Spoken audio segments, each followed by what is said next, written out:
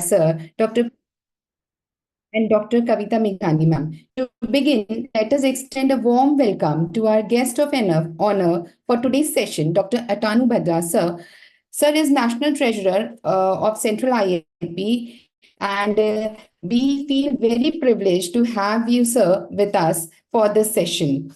With equal pleasure, I would also like to welcome Honorable National President, Central IAP 2024, Dr. G.V. Basavaraja, sir, and his effectual team. Respected Dr. Geeta Patil, ma'am, Chairperson, Central AHA 2024, and her enterprising team. Honorable Dr. Ashok Mehta, sir, EB member, Central IP 2024. Distinguished Dr. Kiran Makhija, sir, President, CGIP 2024, and his zestful team.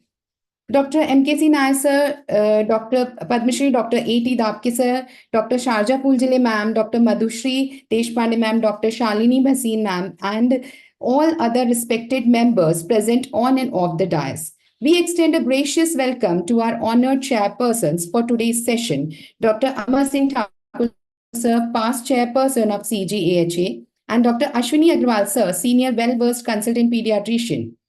We are pleased to welcome esteemed speakers of today's webinar, Dr. Atul Kanikar, sir, adolescent health speaker, who will take on rational emotive behavioral therapy, and Dr. Newton Luiz, sir, Scholastic, he will take the session on scholastic counseling or study skills. We are excited to delve into today's agenda with both the esteemed speakers. Now, I would like to request Dr. Atanu Bhadra, sir, our guest of honor, to offer his insights and words of wisdom with us. I would like to request, sir, to kindly address the gathering.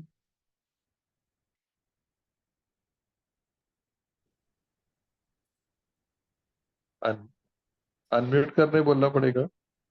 Yogesh unmute कर दो sir को, तानु sir को unmute कर। Sir is a co-host, sir can unmute himself.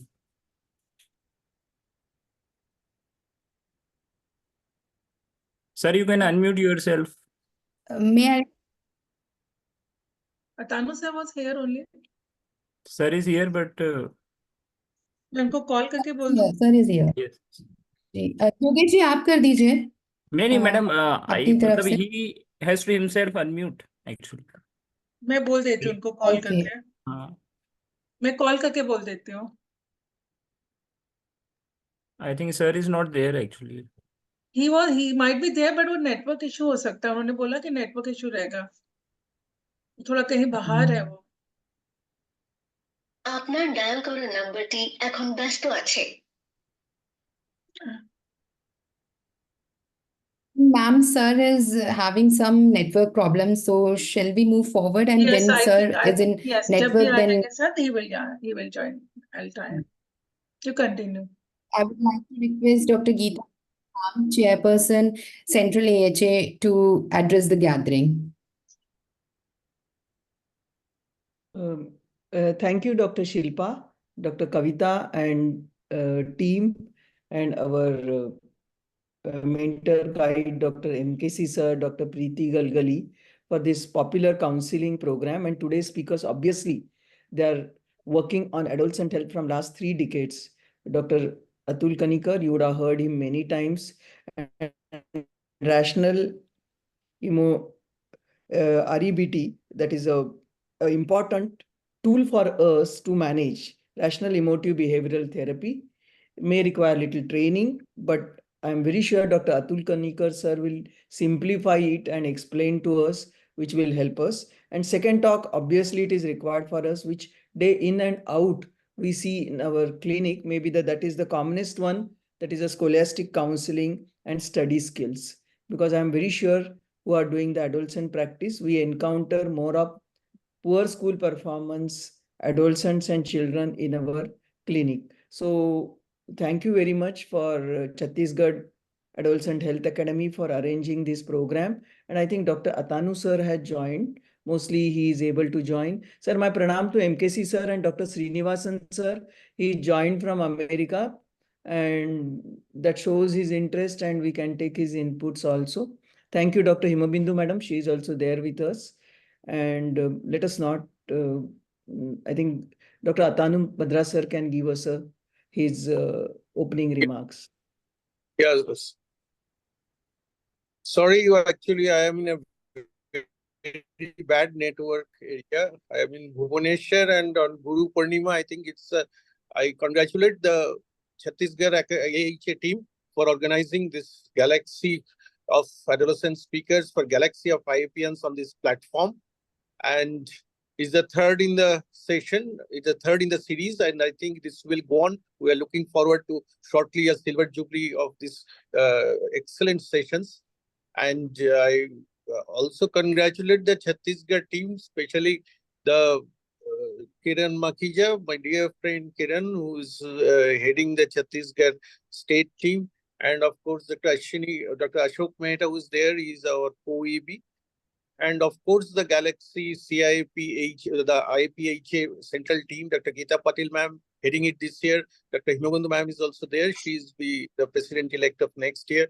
So I think let us, with such a galaxy of speakers waiting, let us not waste time and let us start the academic session. Over to Dr. Shilpa and Dr. Kavita again. Thank you, sir.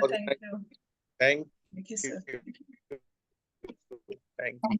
Thank you, sir, for your insight and words of wisdom. And thank you, Geeta ma'am, for your inspirational words. And let us move further. It's my distinct honor to introduce our first chairperson for today's session, Dr. Amar Singh Thakur, sir. He is a renowned senior consultant pediatrician and adolescent advisor, done his master's in international health from University of Copenhagen after MD. He held many cardinal positions like director, SIHFW, Child Health, RKSK, Immunization, DHS Chhattisgarh, Chairperson, AHA Chhattisgarh 2023, Nodal Officer, Under 5 MR 2025, Executive Board Member, Central IAP 2018, President, State Branch, IAP, CGAP 2015, Organizing Chairperson, CG Pedicon 1998 and 2009. So I would like to request, and we are honored to have you, sir, in this session. I would like to request, sir, to address the gathering and introduce our first speaker.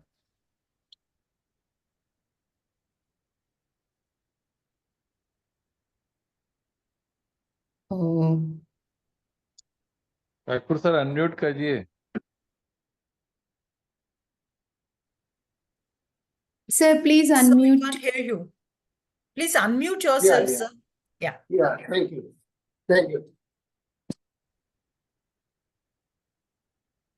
So, am I audible, Shilpa? Yes, sir. Yes, sir. Yes. Yeah, thank you. Thank you very much. So, good evening, all the respected members, senior colleagues, our teachers, especially on this auspicious day, that is a Guru Purnima. And I heartily congratulate Chhattisgarh Academy of Adolescent Health, who has organized this webinar on this day, which is a very auspicious day. And I was given this opportunity, so I am very much thankful to the AHA-CG, Dr. Kavita and Dr. Shilpa. So on this auspicious day, I pay my gratitude to not only all my teachers who have taught me in my schools and college days, but also my seniors, colleagues, and patients and adolescents from whom we are learning something or other in everyday life. So I welcome and pay my respect to Dr. Mrs. Geeta Patil ma'am, who is the President AHA, Dr. Hima Bindu Singh ma'am, who is the President-elect, and Dr. R.N. Sharma sir, immediate past President, and also to all the CIP office bearer, Dr. Basawaraj sir, Yogesh Parikh sir, Atanu Bhadra sir, and I do pay my deep respect to MPC Nair sir, Dr. Preeti Galagali ma'am, and all the seniors and respected members. Today's topic is much appreciated. In this much appreciated webinar series is Rational Emotive Behavior Therapy, and that is by none other than our much more accomplished Dr. Atul M. Kanikar sir. And the other one is Scholastic Counseling, that is by Dr. Newton Luiz sir. Both are much appreciated accomplished adolescent health practitioners. And Dr. Atul M. Kanikar, sir, who is going to talk on REBT, that is Rational Emotive Behavior Therapy. So, first I would like to briefly introduce Dr. Atul Kanikar, sir, who has written a book that is From Terrible to Terrific Teens, which talks about the wonderful and subtle transition that takes place in the teenage years. He is counselor for the childhood and teenage behavior problem for last 18 years. He has conducted workshop, 350 parenting workshop and 600 school college programs in family life education and premarital counselings, and more than 40 innovative workshops for teachers orientation on adolescent health. He has been faculty at national and international conferences of IAP, and he has authored UG textbook and PG textbook of pediatrics at Indian Journal of Pediatric Practical Pediatrics and many modules on adolescent health. So I will not take much time, and I will just present Dr. Atul M. Kanikar, sir, not wasting any time to audiences to hear about the REBT, who is the most important topic, and that is a very difficult one, and it is difficult to understand. So I hope that sir will make it easy by his presentation. Thank you. Dr. Atul M. Kanikar, sir.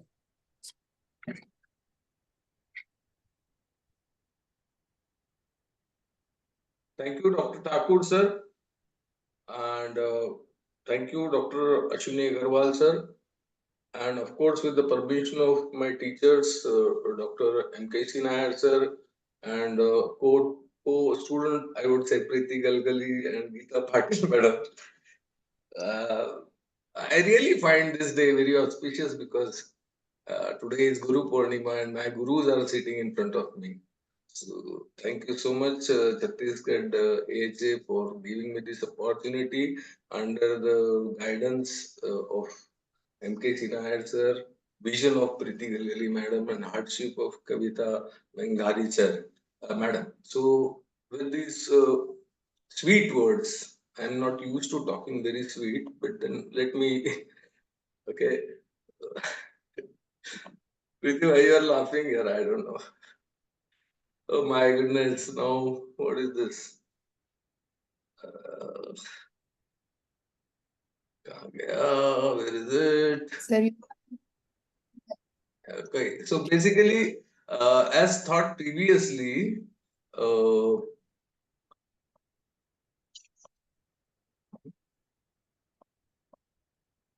this rational emotive behavior therapy, which is a form of cognitive behavior therapy. Okay, so I can't share my screen. It was coming in nicely. So we your can see screen your is visible, desktop. sir. We can So see your your desktop desktop. is visible. Okay, but then, yeah, here it is. One sec, let me see if I can get it back. So basically, it is derived, it's a very age-old combination, I would say, of many therapies in the field of psychology and counseling. And mainly it is based on cognitive behavior therapy, a derivative of cognitive behavior therapy, I would say. So it all started with Freudian, theory of subconscious motives and all these dream therapies and all that.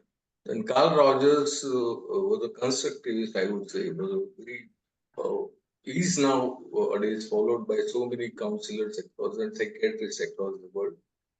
W.P. Skinner was an educationist who worked on operant conditioning and homework assignments. Alfred Adler was the one who coined the word cognitive behavior therapy. When he recognized the vital significance of cognition in the entire existence of human beings. And Jean Piaget was a constructivist, I would say, and he mentioned a very good, important message to the world by saying that human beings have the capacity, godly gift of coming above the situation in spite of whatever it is. May it be COVID, may it be tsunami, may it be earthquake, whatever. Human beings can come out of the situation and think constructively and work constructively. They may have a temporary setback, but they'll come above the situation and rise above the situation. What happened in 1950? All these theories were well studied by Albert Ellis from New York University, and then he made a combination of all these theories on the basis of something suggested by Epictetus, who was a Stoic Greek philosopher, and Gautam Buddha, of course, we all know. And when they brought the basic concept of our behaviors, our thinking, our emotions into the perspective that we carry towards looking at a particular issue at hand. So Albert Ellis, then he wrote so many books, and now he has a big institute, Albert Ellis Institute in the New York City. We'll see what he wanted to say. Now, why teenagers are benefited maximally because of this REBT is that the intelligence is at the peak during teenage and youth. Most important thing is our core beliefs and personality, they take shape during 10 to maybe 18 years or 20-25 years. And our tools that we employ in the therapeutic process are teenage friendly. Moreover, you don't need many sessions for a child or a teenager to deliver your therapeutic process. And these three common issues, that is depression, guilt, and anxiety, which are very common in teenagers, are very easily and effectively treated by this particular therapeutic process. We'll see how. This is just a glimpse of the theory of rational emotive behavior therapy. Now, what Ellis said is there are many types of musts, but he classified them into inferential musts, politeness musts, and conditional musts. So, by inferential, if it was raining throughout the country in July, August, or maximum part of the country in July, August, it should rain this year also. That is the inference that we all draw. Politeness is if I go to, say, Bangalore, okay, and Preeti invites me for a supper or whatever, which she has already, then it becomes my must to invite her to Nasik and at least reciprocate meager amount of whatever good that she did to me. And conditional is if I study well, I'll excel in the exam. If I give up on bad habits, maybe I'll live a healthier life. Okay. If I save money for my old age, maybe I'll be a little comfortable in my old age.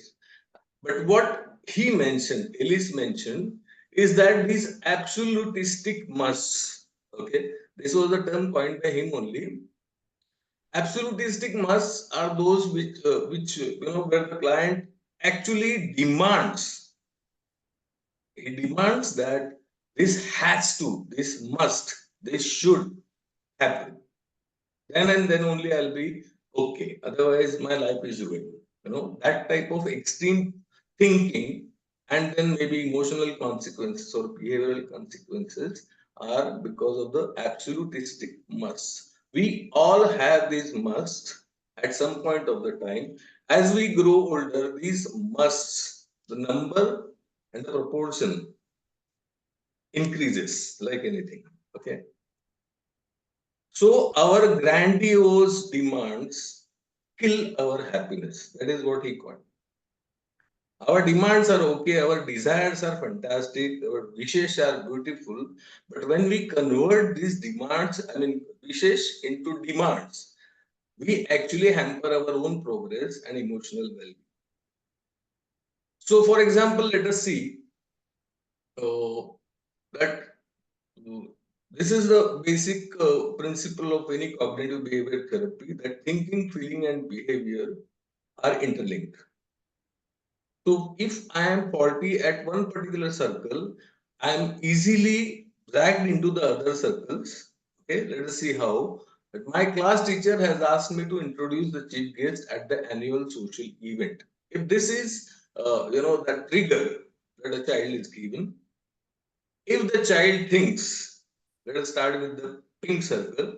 If the child thinks that I must be the best introducing person in the school or whatever history of the school, the child is likely to feel anxious, and his behavior may reflect in the actual process of introduction of the chief guest. Versus if the child thinks that, okay, this is a very good opportunity for me, let me see how we can do it. So he may meet the class teacher, he may want to know about the chief guest who is coming, he'll prepare his speech, practice in front of the mirror, make 2-3 rehearsals, be confident on the dais and deliver his best or her best. Okay. Now, the second case is my life is ruined because my good for nothing husband and children. This is to Guru Purnima today, so let us not talk about families. But my good for nothing husband and children fail to understand me. Common story of a typical Indian housewife or a working woman. Now, here the naturally the woman feels sad. Okay. And she thinks that she is not a good wife or a good mother at all. And her behavior reflects in her probably aggressive behavior or total withdrawal towards the family. Okay, let us go to the third. This thing is my selfies on the bike at high speed are cool. It's a very common thing. Nasik is known for wrong trafficking, wrong road traffic and all that. So when you come to Nasik, be careful. Okay. And I here welcome you all for the Nasik ADOLESCENT in September end.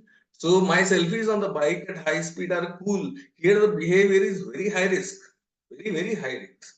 And the young age person feels excited, thrilled. And he thinks that more the speed, more the excitement. So these circles are interlinked and this is the connection. Now the part on the left side, the sky blue part, are healthy negative emotions, and Elise says that these are essential for our existence and growth and well-being. So these are concerns, sadness, regret, disappointment, sorrow, healthy anger, and healthy jealousy. What happens in emotional disturbance is we convert these healthy negative into unhealthy negative emotions. Parallel emotions for concern is anxiety, like the child who had to introduce the GPS. Sadness, if I lose a near and dear one, I may feel sad. If my child fails in the examination, I may feel sad. But I keep on feeling the sadness over so many months or years, and my performance, my sleep, my appetite goes down. Then the psychiatrist may label me as a depressed guy.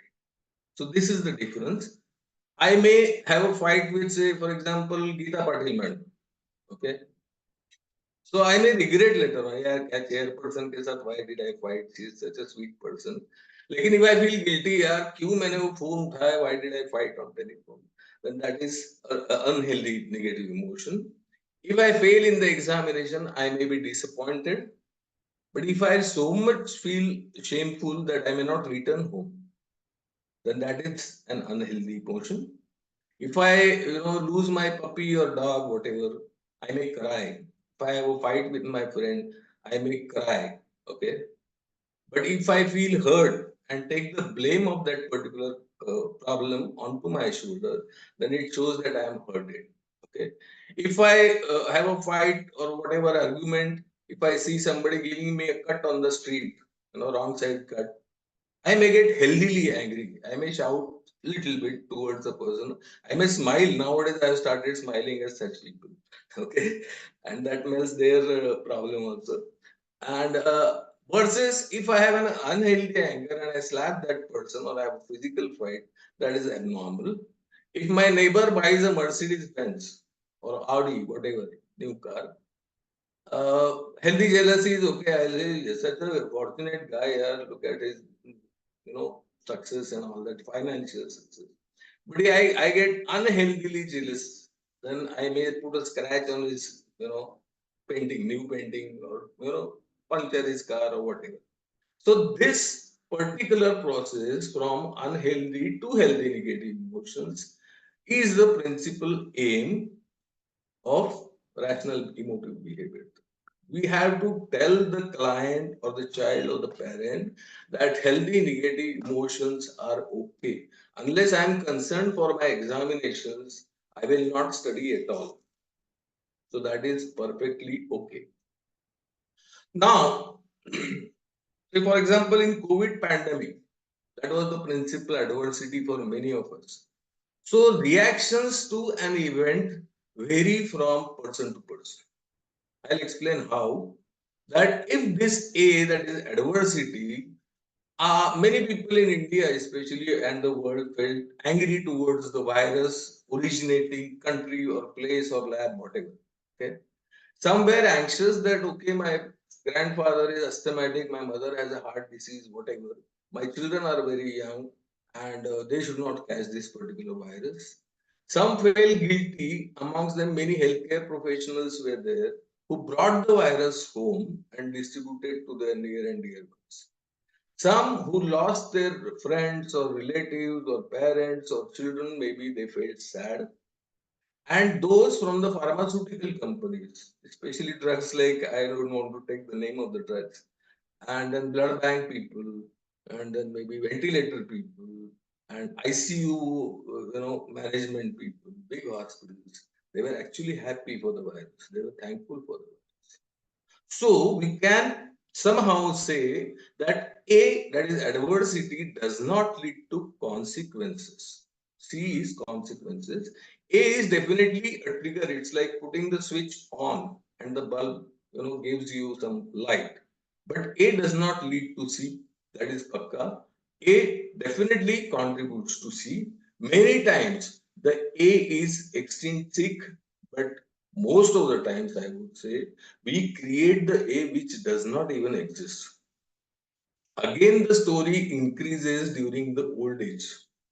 We think needlessly, we think crookedly about the past memories, we ruminate those memories into that particular A which acts as a trigger, and especially when it is combined with the current status of that particular person or event. Okay.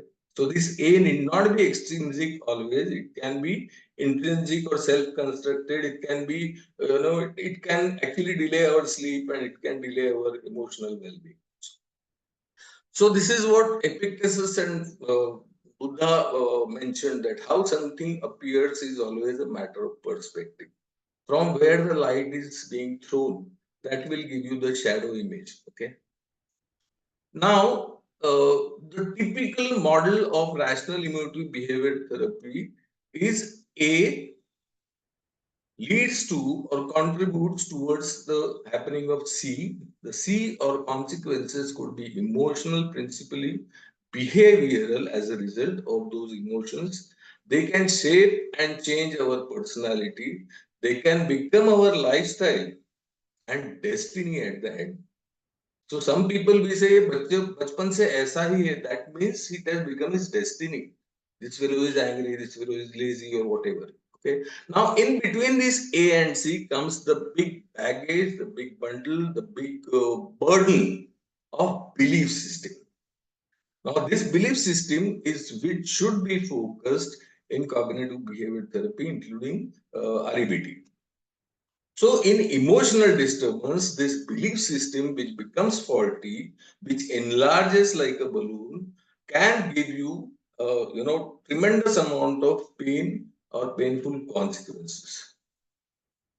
Now, this basically results in our wrong beliefs causing impediment of our goal. Okay, this is the main thing, and that is G. The abbreviations in REBT or ABCD, we'll see what they are. So basically, it starts with the concept of what is unbelief.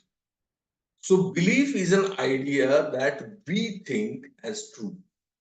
Like for example, I believe that there should not be politics in institutes or organizations like IIP or AHA or local branches or whatever.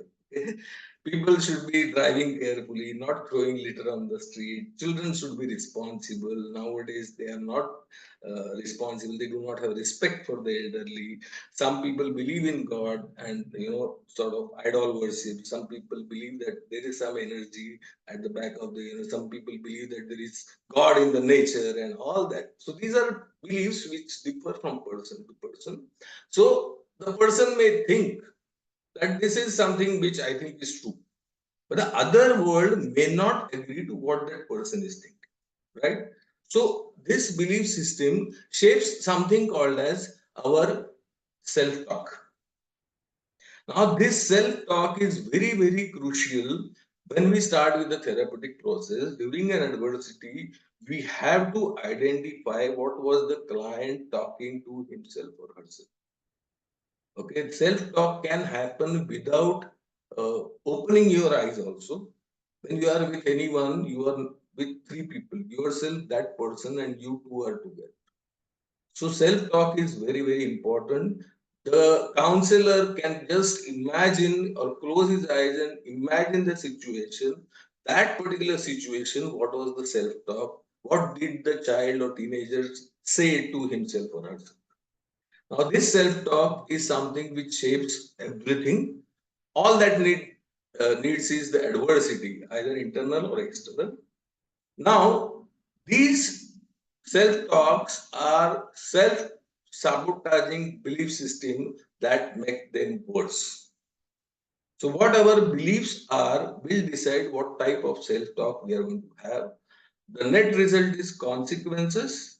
What we do is disputation and use of other tools. Disputation is arguing, discussing, debating all the irrational beliefs. What results in the new effective philosophy, that is E, a new set of feelings that the client has, and ultimately the G will follow smoothly, provided the client promises patience, persistence, and practice. 3 P's, which are essential for any therapeutic process.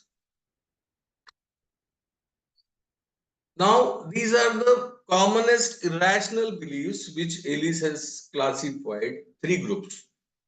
Most of us have this particular red rectangle with us. I must be perfect and be loved by significant people in my life, else I am useless. Okay. The second part of this particular red rectangle is that I should never make mistakes. Okay. And my near and dear ones always should like me. Otherwise, I am not a good person at all. Now, these people are typically seen in many households, many organizations, many families, especially the typical Indian wives of the large generation. I don't know. Nowadays, they don't have this red circle, they have the other circle, rectangle. Now, these people are actually depressed most of the times because they cannot please everyone all the time. They are always self-evaluating. They are people pleasers. Ellis, typical being American, uses the word ass lickers. चाटते हैं वो तलवे लोगों के खुश रखने के लिए. जैसे typical हमारे पहले की जनरेशन में if there were the guest which was hardly anything which whom we saw in the childhood, लेकिन our parents used to please them by making new dishes, giving them return gifts and all that stuff. So they are people pleasers, they are depressed, they are compromisers beyond their limits. Okay, they are blind followers of people more successful than them. They are very, very sensitive to criticism and they are easily humiliated even by a single trivial comment. And this number of people are nearly in the tune of 65 to 70% in the world. All races, all socioeconomic class, everywhere we will find such people. The others must be perfect. That is typical now today's generation's demand. मैंने तो सब कुछ किया था teacher ही बेकार है, so she is always against me and all that. So others must be perfect, kind, and just to me, else they are useless. Typically, you can imagine that these people are angry, they are very highly rebellious, they ruminate anger, they have poor interpersonal skills. People don't want these people to be around them, and they usually are dominated in the past, maybe by the people who are more stronger than them, and they dictate the terms to the weaker people. For example, if the husband is scolded by his boss at the office, he will come home and then maybe he'll pour out the anger on his wife or whatever children. Okay, the same thing continues. So these people are very difficult people to deal with. Okay, there are increasing number of such people in the society now. The third irrational belief is that the world must make things easy for me, else life is not worth living. Typical personality of an old age person. Okay, they want everything at comfort. किसी ने उनका चादर भी बदल दिया तो they don't like it. Okay, curtains भी बदल दिए तो they don't like it. The world has to be perfect. My daughter-in-law should follow all my instructions. My son should follow my instructions. My grandchildren should office में जा school में जाते वक्त मुझे नमस्कार करके जाना चाहिए. My medicine has to be given on my table before I sleep. My wife has to be good even though she doesn't carry good health nowadays. So these people will keep on grumbling about the surroundings. आजकल के generation तो पूरा has gone to dogs. You know, there is no point. You know, they have such a low frustration tolerance that any adversity they'll take it, exponentiate it very seriously. They are self-loathing, self-pity wala people. They'll feel inadequate or unsuccessful at the tail fag end of their life. Always grumbling about the world around them. Always grumbling over newspaper stories. Then Saas Bahu type of serials. Okay, they get involved in such imaginary things. They seek instant pleasures by, for example, gambling or online chatting or mobile games or all these types of serials, boring serials and all that. They'll keep on talking about the past. मेरे चाचा थे ना, उनका एक वो था, कोई तो भाई हमारे पड़ोस में रहता था, उसकी बचपन में मेरे साथ झगड़े होते थे, फिर उसकी माँ थी, उसने ऐसा किया. Same story they keep on repeating all the time. Okay, they are very good beginners. They have so many plans in their mind, but they hardly finish any of the plans that they have. Now, Albert Ellis says that if such red people, they have the tendency to unconditionally accept themselves. That okay, I am a fallible, person who can do mistakes, and I too can make mistakes sometimes in my life. There is no problem. That doesn't make me a total failure. This is very important. If anyone can accept self, it's more important than accepting the world or others. Okay. The blue part is others are also human beings. They can also do mistakes. So there is no problem once in a while. Okay. Go ahead. Don't keep on doing, but sometimes you're allowed. Fine. And the world or the life, that also has to be accepted unconditionally. We must accept that today's younger generation, so many of them are against marriage. They don't want the responsibility of children. And this should be accepted by us as future grandparents. So if these three types of unconditional acceptances exist within us, we inculcate them, practice on day-to-day basis, our life becomes not so miserable. So what major irrational beliefs we have is rigid demands that I must.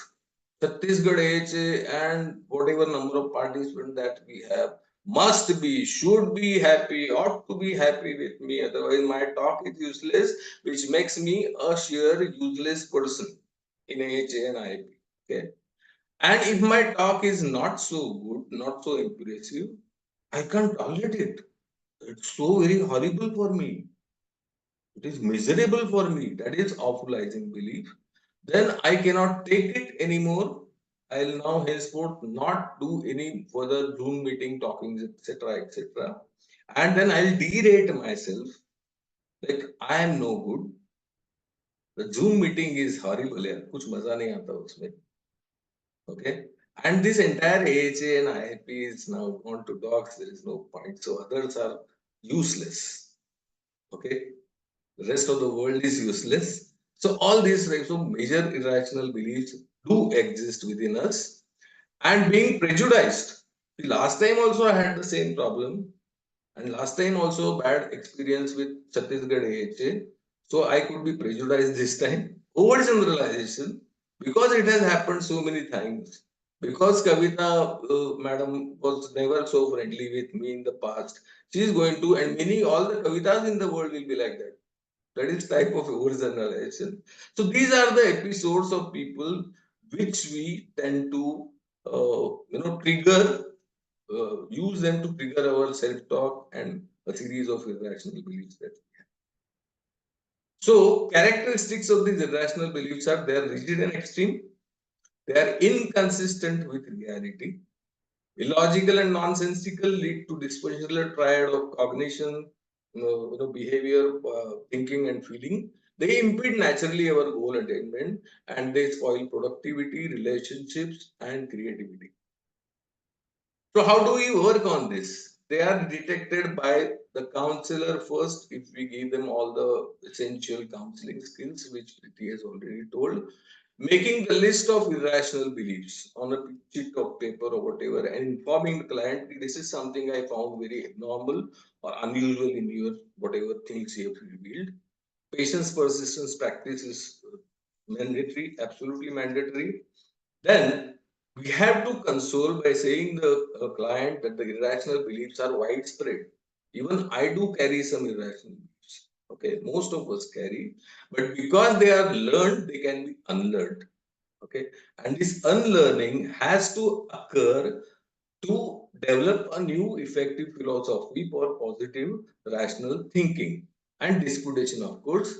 Now this disputation includes three main processes: detection, which we have already mentioned; debate, learn to question the irrational; now discriminate the irrational from rational. That is the third and final step. And challenge the irrational, boost the rational beliefs. Not that all beliefs are irrational in that person. Some could be good rational beliefs also. So boost those beliefs, rational ones. So disputation is empirical, realistic or practical. We'll see that in the case that we have. Kavita madam, can you just give me a reminder some 5 minutes before my scheduled time? Sure, sir. Okay, thank you. So, realistic or practical, logical or rational disputation, and philosophical disputation. So, this is a type of disputation. You can employ any or combination of these types of disputations when you are dealing with a case. I had this child in May, 4th of May, and she was referred by a school counselor. She was mentally disturbed as per the counselor. Started chatting with a boy while playing the PUBG online game. Boy belongs to UP Jhansi.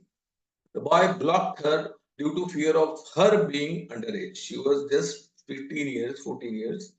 Disclosed her issues to the cousin brother. Okay. Posted revealing pictures and videos, not very uncommon these days, to each other last month, that is in April, and even before 6 months ago. Was physically beaten by parents because she was using her mother's mobile. Case reported to cybercrime. Okay, good for the parents. Parents came from a village area. They were never educated beyond 4th standard, so they wanted their only daughter to be, convent going in international school and all that stuff.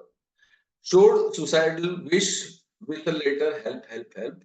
Wishes that the boy be searched at any cost, otherwise she will run away from the house.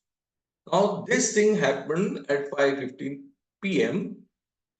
Now the same child, when I asked quickly about the heads, she is the youngest of two siblings, joint family, brother is 16 years, everybody knows what has happened online. Parents are supporting now after a month. No hobby, finds academics boring as usual, wants to be interior designer although. You was using Instagram with Vikrant so-called. and could judge the person on Instagram screen. Okay. Sent full revealing pictures and videos with masturbating posts, and the Vikrant fellow suggested the use of carrot also online, which he did. Unfortunately, this was seen by the parents and the family members. Okay, how shameful that could be for the family. He did not react on her birthday, so contacted his follower. This girl contacted his follower who did not have his number. So boy, 22 years, so that's why he was worried about being this girlfriend as a minor one. Said that he will be beaten up by his family if they know about all this, and then blocked her 10 days ago, and then she was unable to contact. She never carried any fear or regret for doing this cyber harassment. Okay, that was very bad. She had suicidal ideation, but no plans. No substance abuse, no sexual abuse, no close friends. So finds Vikrant as the only person who will keep her alive. I had to give her Enderal and Restil, and then follow up next week. She never turned up. I called up her father, and he said they have shifted her to their village because they don't want their child to learn anything from the school anymore. Now, similar cases do keep on coming to our clinic. This 15-year-old Tina says that she actually enjoyed physical intimacies with three exciting boys, cool boys, that is the terminology they use, just to know whether they'll always support and understand her feelings, which they should. Her affluent parents often, have some problems within them. Tina now believes that all the men are after money and sexual gratification only, and she will be happy all alone because family life is always boring, looking at her parents, and creates problems. So I just made a list of irrational beliefs she was talking about, and there were some 10 irrational beliefs in this case. Okay, so I just jotted all these beliefs, irrational beliefs, and then we started with our disputation process. So here I had first thing is physical intimacies will help me to win emotional support from boys. So my disputation was who will be at risk and why. So naturally we know that there will be physical, emotional, and social risks involved with this particular Tina. So okay, she said, you will always need other people's support for your survival and existence and growth. So I asked her, a newly hatched baby turtle, how does it approaches the sea? On its own, the mother has already gone back months ago. So she said, yes, sometimes we have to fight with the situation ourselves. Third thing is, others should always understand our feelings. So I asked her, did you ever ask your parents about their stresses? So here I taught her empathy. All boys and men look only for physical pleasures. How can you conclude that this particular philosophy of yours just because of three relationships which you actually enjoy? Okay, it's not that they only enjoyed your physical pleasures. You also enjoyed. You said that. The last one was, I'll always be happy without friends and pleasures. So here the philosophical disputation came into picture. How many people in the world do you know who are enjoying life because they have no friends or pleasures? And there was no answer from her side. Now this appears to be very easy on the screen here, but it takes hell of a time to bring these philosophies into child's mind. So here the corrected version of Tina was, I need to be more careful next time when going into a physical relationship, led to self-reliance and safe sex practices. No one but myself will protect me from future problems and social agonies which I had before. So enhance self-confidence and responsibility sense. I also need to contribute actively for my family's well-being. So empathy and improved family connect, which is, as always Preeti says, that a very crucial thing in the well-being of a teenager and the family also. And then I'll try not to overgeneralize people or situation henceforth on its face value. So there is some insight and a sign of maturity also. So this 1 hour session was enough to bring her the set of new 5 rational thinking qualities. Okay, the first was it was provable that she also knew, and I was also sure about it, that she won't indulge into such types of wrong procedures. It is productive because she can now focus better on academics. It is protective for her mental, physical, and emotional health, and social health also. Peaceful because there will be peace in the family. There will be improved relationships with other friends, and definitely pleasant, mutually satisfying. Some insight that okay, I'm back to normal and I may start working on my career now. Okay, so these 5 qualities are important. So unconditional self, others, and life acceptance are essential for being reasonably happy and less disturbed.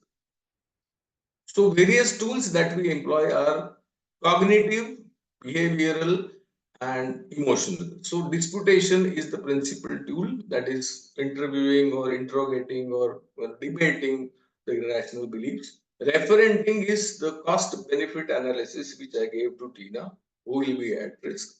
Self-therapy, as always taught nowadays by MKC Nair sir. He talks very good about self-counseling. Bibliotherapy is you give some reading books, materials, some articles. You can suggest some films or movies or whatever. Share some WhatsApp videos which depict the work on the brain to think the changing the thinking pattern. Teaching REBT to others, which I always enjoyed in last so many years. I know there are some people who have been hearing this session of mine for 5-6 times in the past. Preeti is one of them. I think Geeta Patil madam is also there. Deshpande madam is there. So behavioral tools are paradoxical interventions. Do the very thing which you are afraid of. Okay. Here we slowly encourage the child to get used to the adversity, so that like immunization, it takes time, but it gives a permanent effect. For example, it works very well in phobias, specific phobias. Like for example, if a child with a phobia for dogs, you can start with a picture of puppy, then picture of dog, then maybe a toy where a puppy is there, then adult toy where the dog is there, then show him some movies or clips where the dog is very, very friendly, then actually make him meet the puppy live. Like that, over the time, we can go ahead with systemic desensitization. And if you are afraid of, say, talking on the mobile, on the stage, on the dais, you can start by just giving the introduction of the chief guest, something like that. So that slowly you increase it and give a big lecture. Timeout procedure is again self-discipline, where you punish yourself. If you have done something wrong, which you agree within yourself, you punish yourself by not watching the favorite TV show or mobile, keep the mobile for 24 hours away from you. Timeout procedures. Reinforcement, positive as well as negative penalty, right? And then there are some emotive tools. Shame attacking exercises. Here, Albert Ellis himself was very much afraid of public speaking. So he took on his Wednesday, New York, what is that square, Preeti? New York Square, Central One? Central Park or something. There's a big garden and all that. Times Square. Yeah, so he went there at 5 o'clock in the evening and started on the dais and started giving some nonsensical lectures. Initially, people were laughing, "Buddha pagal ho gaya," and all that. And then soon his lectures were so very well attended by so many people. They were waiting for the Wednesday talk. Okay, so rational emotive imaginary, that you can imagine that your exam was smooth, you have scored well, and the teacher has been good in giving you, generous in giving you marks. So this imagination also boosts your confidence to some extent. Strong coping self-statements are usually made in the washroom or in the bedroom where there is no one. You can say something very, very positive about the future.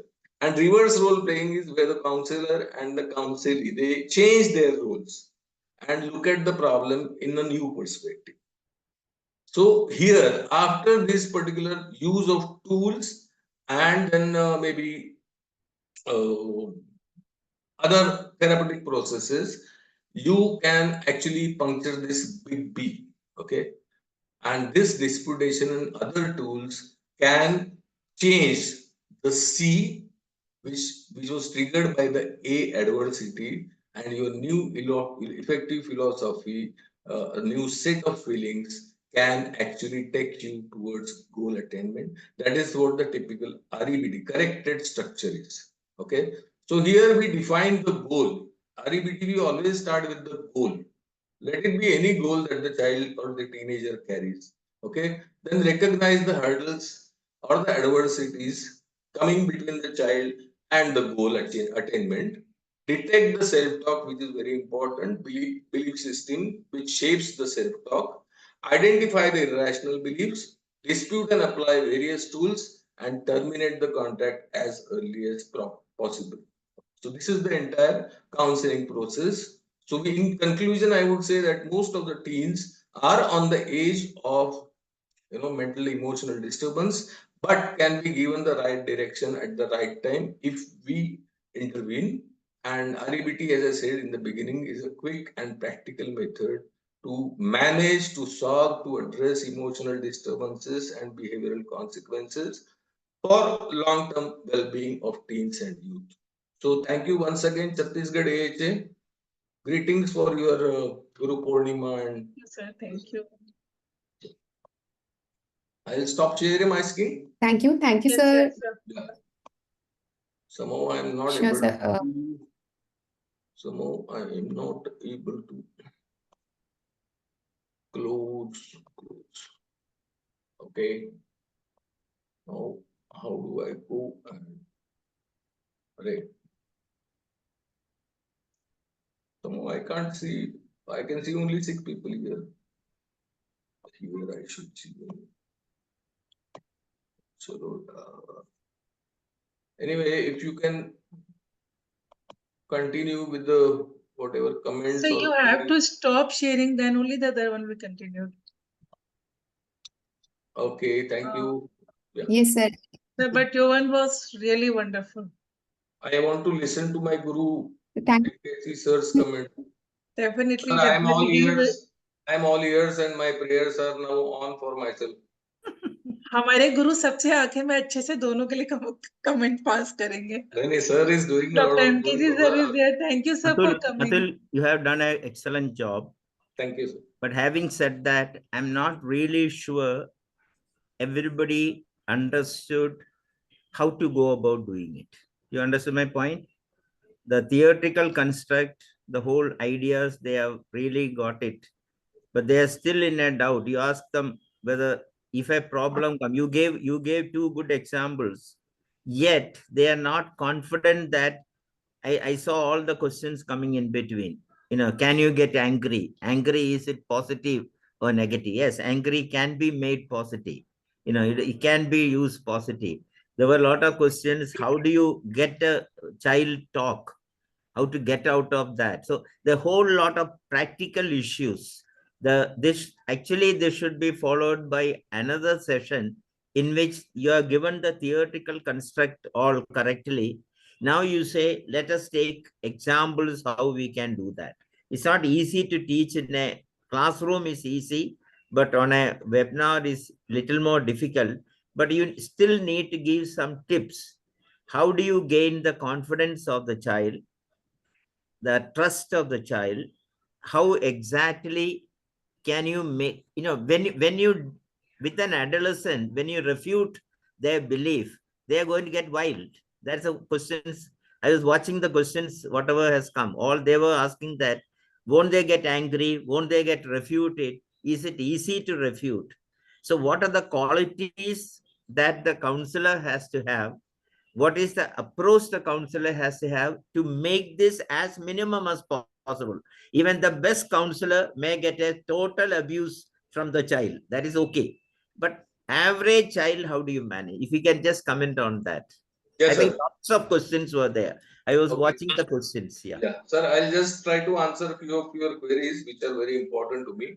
Number one is, in 45 minutes, I can't do better than what I justice to all this. Yeah, so absolutely right. Second thing is, there was a slide, but as I said in that particular slide, that Preeti has already taken that counseling part in the first webinar that we had.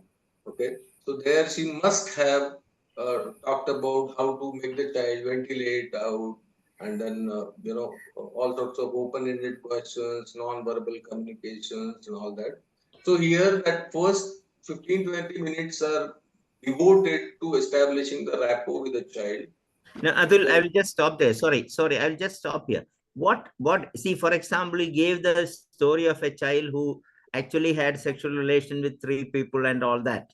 Now, the point is the child, whatever rational you thinking you may say, the child is having deep-seated guilt feeling on one side. On the other side, she also want to show I am great, I can do anything, I don't care 2 hoots for anybody and all that. So because of this conflict, are they in a state of frame of mind to understand what you are trying to say? Sir, what I feel, and you would also definitely agree, that if you are prejudiced, so being prejudiced and unconditional acceptance as suggested by Carl Rogers, without being judgmental, are the many important tools, empathetic outlook, all that. So let the goal be with the child. Yeah. Our job is to just at the end make the child believe that this goal attainment, there are some things which are not correct where I need to work upon. So our job as counselors is not to give solutions or be judgmental or give our opinions and all that. Our the job is to just give some insight, new philosophy to the child, nor new set of belief system where the child doesn't land up in trouble and the family is also safe. So it takes time. This child took 2 sessions for me. The first half of the first session was lost with the hearing with the trouble of the parents, and then 15 minutes to make the child believe that okay, she can believe in me, she will not be harassed, or I won't ask her because I give that permission to the child. If you want me to stop at any moment of time, please tell me, I'll stop. And children never get angry. I have not seen in last 20 years getting angry on us. Okay, they may not throw things at us, but they may not come again.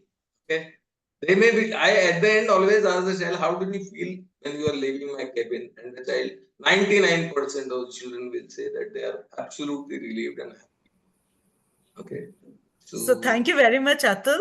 We can understand, what a fine counselor Atul is. And I will come back to Atul again, but I think we will start the next session. So I please request the chairpersons to introduce Dr. Newton and carry the session forward. Thank you so much. Sorry, So, MKC thank you sir. very We'll much. come back to this again. Thank you very Good much, evening, Dr. madam. Atul Kanikar, sir. And your questions will be taken after both the session has completed. And now I request the chairperson, Dr. Rasoni Agarwal, to take over. Thank you. Okay, sir. Thank you, sir. We Good are evening, honored to have with everybody. us Dr. Ashwini Agarwal, sir, as chairperson for today's session. Ashwini Agarwal, sir, is well-acclaimed illustrious consultant pediatrician practicing in Raipur since last 35 years. Recipient of FIAP 2023, EBM member Central IAP 2010, 13, 17, and for 2023, member of various significant committees like Constitution Reform Committee, E-Voting Committee, Finance Committee of Central IAP. He is past president CGAHA 2015, organizing secretary of many state and national conferences. Please welcome Dr. Ashwini Agarwal, sir, and I would like to request him to address the gathering and introduce our next esteemed guest speaker, Dr. Newton Luiz, sir. Thank you, Shilpa. Thank you, CGAH group. And on the occasion of Guru Purnima, Charan is first to our teacher, Dr. A.T. Dapke sir, and one of the teacher, Dr. M.K.C. Nair sir. We meet first time 25 years back when I was the secretary of IAP Raipur. That time Dr. M.K.C. Nair visited the Raipur for his talk, and that time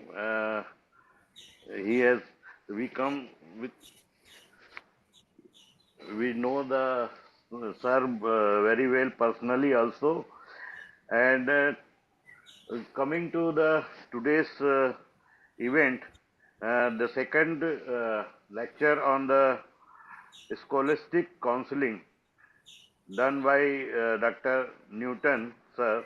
He is a practitioner at, I think, Thrissur district of Kerala. He has many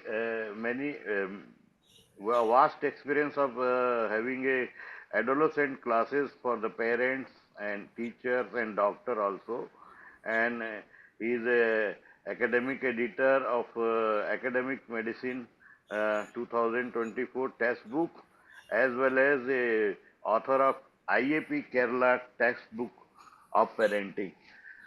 As regarding the counseling part, Dr. Nair, MKC Nair sir has already tell many things. We are in dilemma whether to have a directive counseling, non-directive counseling, or elective counseling. Let us, our expert will tell us how we'll counsel our children, adolescent who has academic as well as school issues, that is called scholastic counseling. So over to Dr. Newton, sir. Can I just share? Can I share the screen? Yes, sir. Yes, sir. Go ahead.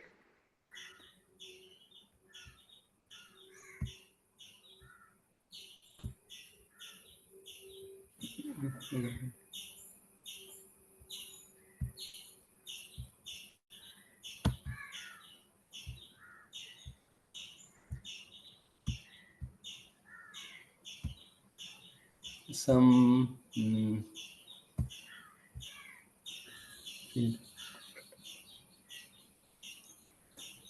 Sir पहले presentation on कर लीजिए, then screen share the screen. once again, yes.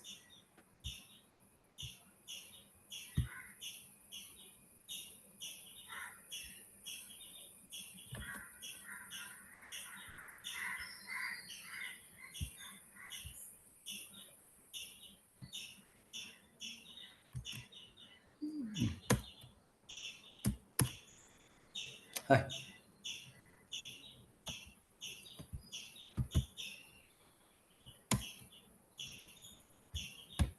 Sorry, there's something wrong. I can't. Newton, you start your slide on your thing, Yeah. minimize it, Can you please and then share start the slides? slide. Yes, madam. Yes, madam. I am sharing. I am sharing. Newton sir, can we share the slides from our side? Will I be able to control it? Yeah, it has come. It has come. Yeah. Yeah, in that case, fine, madam. No, it has come already. Yes, okay. Go It's for come the already. slides, so sir. Go for slides. It has already come. Yeah. No, once again, let me. Yes, just see. perfectly. Excellent. All right, sir. You can see full screen? Can you see full Newton? screen? Perfect.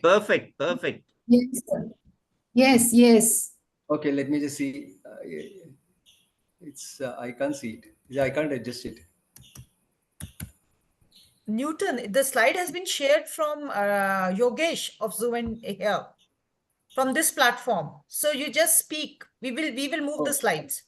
Okay. So Yeah. my first slide shows a picture. Okay, good evening, good afternoon. Now I've chosen scholastic issues because I'm a pediatric general practitioner, and this is the problem that I see very, very commonly. So my question is scholastic issues. What are the common scholastic issues that routinely cause a reducing a fall in scholastic performance? What are the problems that I commonly see? Now this is obviously a very common problem. So my talk is going to be very simple and very practical. So I come to as I am Santosh, a very dedicated student. My third slide. Santosh, a very dedicated student, a good student, very well behaved, going for his board exams. He's reasonably good in his studies, 10th rank in the class. Now, 4 months before his exams, he suddenly becomes restless and boisterous in the class. Anytime the teacher is absent or a little late, what happens? The students, they're going for a final exam, they'll sit there and study quietly, no noise. But this child suddenly becomes very excitable, creates a racket, and disturbs everybody else. And my daughter tells me, see, daddy, he's a very nice chap, very well behaved, but now there's some problem. Can you talk to him? So I immediately understood because it's a daily problem. I asked him only one question: at what time do you go to sleep these days? And it turned out that he suddenly decided, okay, I'm getting 10th rank in the class. I'm a good student. Why can't I become a great student? Why can't I come first, at least in my school? So he decided to study until 1 a.m. in the morning. Then he'll sleep for 4 hours. Then his mother should wake him up at 5 o'clock when she wakes up, and he'll again start studying. He's going to study 12 hours a day, 4 hours a day, and sleep only 4 hours. He's very happy about his decision. He's very happy. But now in the daytime, he has lost his self-control and his disturbance to others. So I told him, this is very dangerous. You're going to get desperately confused. You're going to do very badly in the exams. You were sleeping 9 hours earlier. You need to sleep 9 hours if you are a 15-year-old. So my daughter comes back after I ask her later what happened. She says he went back and discussed with his parents, discussed with his teachers, and he decided he'll sleep 6 hours. So now his behavior has become normal. So I said 6 hours is not adequate. He's going to underperform in the exams. Fortunately, my prediction was wrong. He did reasonably well in his studies. In the end, with the 6 hours of study, he did not improve his ranking, but he did not fall back. Again, in the school, in the 10th standard, he came to the same roughly 10th rank. So this problem of students doing badly because they are not sleeping is very common. Now, the next slide, sleep requirement. What is the normal sleep requirement? And this is the records that you're showing from Nelson textbook of pediatrics. A 13 to 18-year-old needs 8 to 10 hours of sleep. And this is a standard consensus recommendation of the American Academy of Sleep Medicine and AAP. And this has been, these values are there since the last 40, 50 years. There has been no change. Everybody knows since a very, very long time, we've established what is the normal sleep requirement of the healthy human beings. And there's even a graph which has been there in Nelson for the last 40, 50 years, and it says that a 15-year-old requires on average 8.75 hours. Why do they need so much? In the 10th standard studies, how so much to study? Why does he need 9 hours? Because if he doesn't, he's going to underperform. Less study can mean more marks, at least in this particular Santosh's case. Because if I have studied well today, tonight, if I sleep well, it is in deep sleep that long-term memory is established. Today, you see children, they study well, they study a lot, and they study and study and study, and they revise the same portion 6 times. Why? Because they have no long-term memory. We all have to revise once, twice. Why do we want to revise 5 times, 6 times, say 8 times? That is because they have poor long-term memory. And concentration. If you have slept well last night, we all know, practical experience. Today, I'll have excellent concentration, whether it is in my work or in my studies. So in 1 hour, I can study what normally I would take 2 hours. So it's not about the number of hours I study, the quality of my study makes a difference. If I slept well last night, I will study well today. And once or twice for a week, maybe I can study very, very, very hard for, sleeping only 4 or 6 hours a day. But for the long term, if you're going to study for 1 year, you need motivation, and you're not going to have motivation to study if you're not sleeping well. After some time, your motivation will fall. And the most important thing, which nobody talks about, is the point is that you're studying maximum in the classroom. 8 hours you're in the classroom. You're supposed to be concentrating and studying in the classroom. You come back home, you're doing homework. You're just revising what you studied in the classroom. Which is better? The guy who sleeps well at home, 9 hours, and then comes and pays attention in the class and studies in the class. At home, he only has to revise. Or the modern fashion. You study hard at home, 6 hours, 8 hours, 10 hours. And in the classroom, you're drowsy, you fall asleep. Or even if you don't fall asleep, you are just a little dazed. You don't understand what the teacher is saying. And then you go back home, you have to study it because you have not understood. And sometimes you can't study. It's too complicated. You have to go for tuition. Why? Because you are sleeping in the classroom. So if you want to do well, the first thing is you have to sleep. How do you know whether you are not getting enough sleep? If you have to be woken up in the morning on a routine basis. If you are drowsy in the day, fall asleep in the classroom, and sleep much more during weekends than during the weekdays. These are clear evidences that you are sleep deprived, and your parents are wrong to blame you for being lazy, daydreamer, poor memory, ADHD. All these are migraine, severe headaches. All these are actual common manifestations in adolescents of sleep deprivation. So my second point now, the first was sleep deprivation, spoiling scholastic performance, at least in Kerala. Horrible. In the last 10 years. Formerly, everybody used to sleep well. Second is that children have very poor time management. very poor time management. They just don't know how to arrange their time. Even many adults are the same. So I just asked them, first of all, let's create a time plan. What time do you leave for school and that time do you come back? Okay, 8:34 to 4:30. You need to sleep 9 hours. What would be the best time? Okay, 10. They say they agree to 10 p.m. to 7 a.m. That leaves you with only 1.5 hours in the morning and 5.5 hours at night. So in the morning, you will be lucky to get half an hour for study, and in the evening, with all the other programs, 2.5 hours for study. Totally, you get 3 hours, which is what a high school student should be studying. 3 hours a day, 9 hours of sleep, 3 hours of study. Best combination for maximum performance. Now, there are lots of fellows who they study better in the mornings. They will have to go to sleep early at 9 p.m. and wake up so that they can wake up 1 hour early. And it's very important to have regular habits. If you have regular habits, you go and lie down in 5 minutes time, you're fast asleep. You go to sit at your books when you're at a regular time, you immediately start studying. Whereas if you are watching TV and your mother pulls you by the ear and brings you to the table, come on, sit and study, you're a final year student, you will take 15 minutes daydreaming, 15 minutes to get your concentration, and you're not fully interested. You're thinking of the movie, so you're studying only the easy subjects. You're wasting a lot of time. The most important subject is what you should be studying first. So regular habits make a lot of difference to the quality of life and to time management. I always ask the child, which are the 5 commonest time wasters? And of course, the first 2 answers are always TV and mobile. No need to say anything about screen time. We'll be discussed in detail. But screen time, remember, it's a waste of time and it tires your brain. You're using your brain and your eyes to study, and you're using your same brain and eyes to watch your screen. And it is enjoyable. You're mentally you're relaxed, but your eyes and brain are not getting the rest that they need, and therefore screen time. More relaxation, okay, half an hour once, half an hour twice. No, not 1 hour continuous screen time, and not more than 1 hour of screen time if you're a high school student. Nutrition, the only important thing is breakfast. Lots of children say that I didn't have time for breakfast. 10% of children, when I ask them in adolescent programs, they say 5 to 10% will lift up their hands. They didn't have breakfast. No time. I was in a hurry. I just had to run out of the 5 to 10 minutes for breakfast. You can't arrange. Is your time management so pathetic? So that is bad. You have eaten for dinner at 9 o'clock until 12 o'clock the next day. You're not having breakfast. You're in class. You're attending class. You're listening. How much are you concentrating? What is your blood sugar level? It's a very foolish thing to do. Breakfast is brain food. You have to have it. And of course, good nutrition. You are having a lot of junk food, high calorie, carbohydrate diet, high fatty diet is going to make you sleepy. And if you need a good, adequate, nutritious food, iron deficiency is going to again interfere with memory and concentration. 5th is the lack of motivation. This classmate of mine, now he was an average student till his father died when he was just in the 5th standard.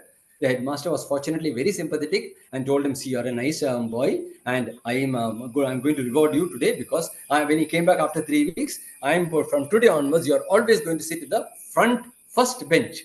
He was so thrilled in front of the whole class. His headmaster is saying, you're going to sit at the full first bench. From then onwards, he was inspired to study. And now he's a very big, successful businessman, very happy. And what I tell my adolescents is, okay, today, if you study well, you will feel happy. Your parents will feel happy. And your classmates will be boys and girls. They will respect you. The boys will make fun of you because they're jealous, but they will respect you.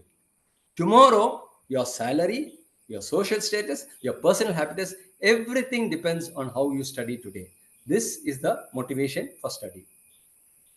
And of course, it's not possible for everybody to come first in the class. Therefore, you need not, please do not compete with your friends, your neighbors, your younger brother and younger sister. Do the best you can. That's enough.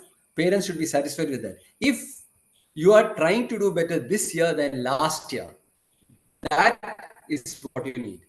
And try to think positive. When you do think positive, you perform better. And pray. And finally, tuition is something I have a very negative opinion about.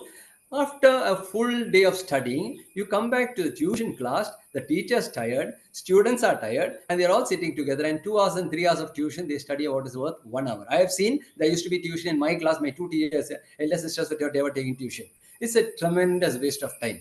It's the most complicated way of wasting time. And after all this tuition, and then he goes home and for homework, he doesn't have time to sleep because he's studying, and he's only going to get less marks. If he's feeling sleepy or sleepless, he'll not understand what is taught in the classroom next day. And so he has to go for tuition so that somebody will explain to him what he should have learned in the classroom. Tuition is a vicious cycle, very bad for children. Unless it's one subject your difficulty, you go for only that subject, one subject, 1:1 teacher ratio. Seventh is peer pressure. All children, all people respect those of their peers who do well. Whatever they may make fun of you in schools, it's very common to call you a nerd simply because you're envious. In our medical college, it is a very routine. They used to make fun of me, and I used to actually suffer in MBBS. I used to feel bad about studying, and I was a bad student to start off with. For my MD, I understood. Anybody can say anything. I used to go around boasting. Whenever they start calling me, and I used to tell them, I am studying harder than anybody else in this hostel for the next 3 years. I came here to study, not to play. After some time, they all stopped making fun of me, and I got the reward of what I did. So I am very happy. They'll talk negative to you to discourage you, but they respect you. Eighth, rebellion against parents. One of my nephews, in fact, in the 10th standard, they needed a mobile, so he was given a mobile. 10th or 11th, he was given a mobile, and he said, this is not a good enough mobile. It's only some 6,000, 8,000 mobile. The mother's using a 3,000 mobile. Can't afford anything else. So you're getting a 6,000, 10,000 mobile. I don't want this. I want that particular thing, 24,000. Mother said, I can't afford it. In that case, I'm not going to study. So he didn't study, poor fellow. Nice chap. Didn't study much in the 11th. Didn't manage to pass his 11th and 12th. And then he had to, poor fellow, struggle in some useless engineering college and low quality engineering college, and then low quality jobs. He's working with a job. He could have been earning today 3 times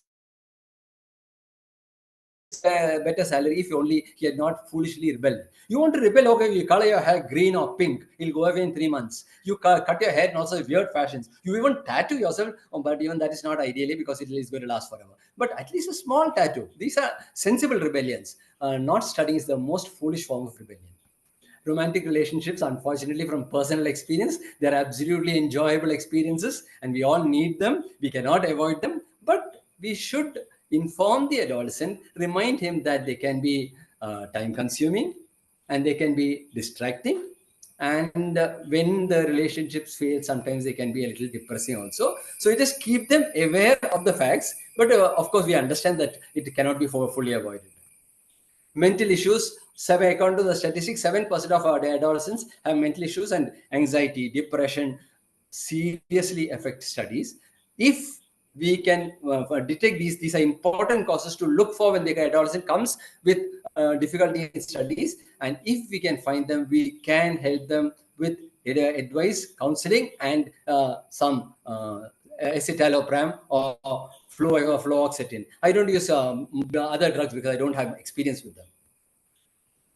Smoking, alcohol, drugs all start at this age. Alcohol is not uncommon, becoming more and more fashionable, and takes up a lot of time. And of course, once you drink 2 pegs, you can't study after that day. It's a very, very bad habit. We should try to discourage as much as we can. Marijuana is obviously much worse. I frighten them by telling them about their future relationship with both with the police and with the villains who give them these things. And more than that is one of my classmates, St. John's Medical College, above average student, up to the last semester. He used to occasionally take marijuana, and in the last semester, he dropped out of his studies, and he's now just unemployed now. He didn't become a doctor in the end. It's a very dangerous thing. Amotivation syndrome caused by chronic marijuana use. And of course, we should ideally be discussing, there's no time, but we should ideally be discussing all the chronic disabilities that can interfere with studies, where once we have ruled out all these common causes which I mentioned, we have to look into the chronic possibilities. Learning disability, to my surprise, learning disability is supposed to be the commonest. I always thought mild, slightly low IQ will be the number 1 cause. Learning disabilities are the number 1 cause of chronic disability interfering with studies. And the tragedy is that these chronic disabilities, learning disability, may manifest only in adolescence. They may not be there earlier. Like, for example, mild reading disorder. children have very little to read, so they'll somehow struggle and manage. You come to after 7th standard onwards, your workload of reading is so high. By 7th, 8th, 9th, 10th, its workload of reading is so high that if you have even the slightest reading disorder, you can read, you can understand, but your speed is so slow compared to the average student. You are just half the speed, and sometimes you misunderstand what you're reading, and that means you're going to have great difficulty studying, no matter how intelligent you are. So reading disorder, mild reading disorder. Other things like mild math disorder also can interfere. It depends on which course you take. Mild reading disorder is not at all uncommon and is grossly delayed until you come. They say that he used to be a good student, but now once he came to high school, he is not interested in study. He's not interested because he's trying and not succeeding. So it is easy to miss the mild reading disorder, which we should be looking at. I don't think I have time to go into the details of how to study the advising. Should I continue with all that? Basic principles of techniques of study and all that? Yes, Newton, please do. Okay. So Please continue. basic. Okay, just a few words about it. I didn't want to go into too much detail because those scholastic issues which I mentioned are all very, very common. So let's handle those things, and most of the problems will be solved. My advice to adolescents on studying is, first of all, to study from day one. Cramming is effective for the last 2 months, but it is not a long-term method because you will forget. If you cram, you're going to forget fast. That means the next year you're again restudying the entire thing. Cramming helps today, but it's not going to help in the long run. Daily homework. And homework is basically about revising what you studied the same day before you do anything else. Revise what you studied the same day. If you don't revise today, you're going to revise after 1 week. You will have forgotten half of what was told to you. You will have to read the entire thing. You will have to study it because you have forgotten critical points. You have to study it instead of just revising it, which means you're going to take twice as long. And always remember to study important subjects before interesting subjects, because there will always be easy subjects, interesting subjects, which we must study, okay, but start with one important subject, then go to something easy, then another important subject, then go to something that is interesting, something like that. A little variety, but important subjects should always get preference. And as mentioned earlier, a regular timetable, even during the weekend. And regular timetable is not only about studies, it's about sleep. It's about sleep. That's a common habit in Kerala. Okay, you sleep very well at 10 p.m. every night, 5 days a week. And on Saturday, Sunday, Friday night, Saturday night, you go to sleep at 10 o'clock, 11 o'clock, 12 o'clock, 1 o'clock. You can watch a movie, nighttime movie, because it's a holiday, right? It's a holiday. You're enjoying yourself for 2 days. And on Monday morning, you wake up knocked out because you have not slept well, because you have to wake up in order to go to school. And then your Monday studies are affected. If you have a regular timetable, you will sleep well. Even on Saturdays and Sundays, even on these Christmas holidays, if you have a regular timetable, you will never suffer from insomnia, which is present in 5 to 10% of adolescents and a similar proportion of adults. And commonest complaint of adolescents is poor memory and poor concentration. So it's very common. Switch off your mobile TV and radio, especially on mobile. Have a regular study area so that you feel familiar. The moment you sit down there, you will feel like studying. A regular place for study, regular time for study. Area should be free of other distractions, peripheral distractions, adequate lighting and ventilation. Study, take regular breaks of about 10 minutes every 40 minutes. If you try to study once in a way out of interest, you might study for 1.5 hours non-stop. But generally, your brain gets tired by 40 minutes. You need small breaks in order to regain your concentration. That is why in school, the average period is 30 to 40 minutes, depending on is 40 minutes. And if some days you just have to have severe starting trouble. So sit and try to study for just 10 minutes. That's easy. Then take a 2-minute break. Then again try to study for 10 minutes. If you do that once or twice, generally you manage to some extent to break through that temporary barrier. Never avoid difficult subjects.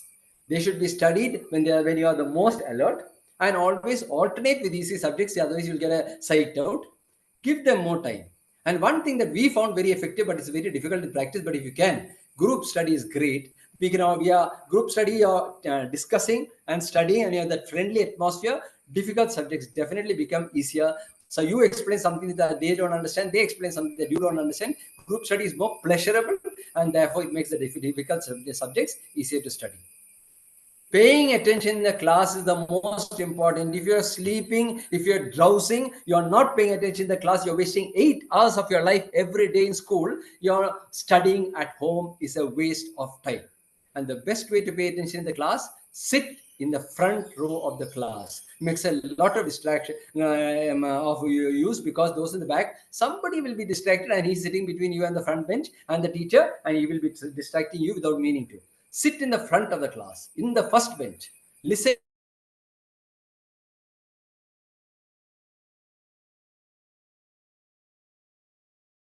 And finally, last slide is the SQ3R method is the simplest regular method of study. When you get a new textbook, always survey the book. Look at the book, the front page, back page, cover. That's what I did with the book IEPTM textbook that we just got. Go through the book. What are the chapters? What are the headings? What are the chapters? Which are the topics which I should read first? Get a idea of pattern of how to study, and then read the book. You get an idea of the subject just by looking through the initial index of contents. You get a feeling of familiarity with the book. Then you open your first chapter. And when you open the chapter, there are all headlines. The first heading convert into a question. Okay, it's about how to study. So ask yourself, okay, how am I going to study? What are the principles of study? Try to think out the principles of study and then read the chapter, and you'll find that you missed out a lot of points. So turn a heading into a question, ask yourself that question, think, and then start reading. Read and you will find the answer to your question. Recite. Whatever we finish, we have to revise immediately. Recite in in fact, I recite loud. In your room, you recite loud what you just read, and you will find when you recite that you understood 90%, but here or there, some small thing you're not fully clear about, or 1 or 2 points you missed. Then you go back and review the chapter again, and you will find out those mistakes that you are not clear about. You find out that what you missed out, and then because you're focusing on that, you remember it the next time. So read, recite, review. This SQ3R method is highly effective. Thank you very much. I'll stop here. Thank you, sir. Excellent talk by Dr. Newton, and very good study habit tips he has given. And now I hand over mic to our teacher Nair sir for some comments, and then we will take up the question if any. Newton has done a good job. He has covered almost all the problem from a practical point of view. Very practical, no hardly any theory. But there are some theoretical basis also for what he said. And that is, if you read just night before whatever is going to be taught tomorrow, teacher should tell them that tomorrow I am going to take page 21 to 23. Just read it once. You won't understand anything, but doesn't matter. But when you listen to it in the class, suddenly you remember, oh, yesterday I read it. Oh, it's okay. Now you get a point. Read once, even if it is in the bus, school bus. Read once. I didn't say study. Read once so that you will remember for 1 week. In the weekend, if you study properly, you will remember for next 1 month. If you have a monthly exam, for the whole year, you will remember. So there is some scientific basis for how to revise. That is one point. The second point, of course, he has emphasized so much on sleep, which is absolutely correct. Most of the time, problem is, it's not that you don't sleep. You don't sleep properly. On one side, you want to study. On the other side, you are feeling sleepy. Neither you sleep nor you study. So you waste a lot of time. That is another thing. The third one is, we have such a generation of people who have been told not to enjoy. See, what happens is, I went for a movie today. Oh my, then the whole day you will waste saying that I wasted my time 4 hours for the movie. Arey Baba, forget about that 4 hours. Now you sit and study for 2 hours after that. That we don't do. So somehow the whole day is wasted. And then disturbances, that is so important. Don't let disturbances come, because if you have to sit with a grit, I will finish this. So when you do that, some disturbance come. After that, you are not in a mood to read it. That is the need for having a timetable. Have your own timetable, your own notes. Never take somebody else's notes, because that you won't understand. You write the way you understood, because that's the only thing you can reproduce. After all, it's not important how much time you studied. It's not important how much you actually know. What is important is how much you can reproduce in the paper. For that, the best way is any topic, any subject, you know 3 words about it. In fact, preparing for IAS, this is something which we say. If you heard a word, just know 3 words about it, because no examiner, interview, they are going to ask you the 4th one. The moment you start saying answer confidently, the first two, okay, they will jump to the next one. Similarly, when you get a question paper, you are absolute blank. But if you know 3 points, you forget about the other thing, you start writing. When you start writing 3 points, you will get another 20 points. Also, how to learn, that is also important. Connect, and try to learn. Don't do it independently. Suppose I say you ask about 3 words about cow. Then what will you say? You will say that, okay, cow is the domestic animal. It eats grass, it gives milk. Then suddenly I can ask, what are the other domestic animals? You can find 3 domestic animals. Which are the other 3 animals that eat grass? You got 3. Which are the other 3 ones which will give you milk? 3. So that means total 9 plus 3, 12 answers you have got. So you are well prepared for the exam. And combined study also, I must say, combined study can be for total wastage of time, or can be for excellent.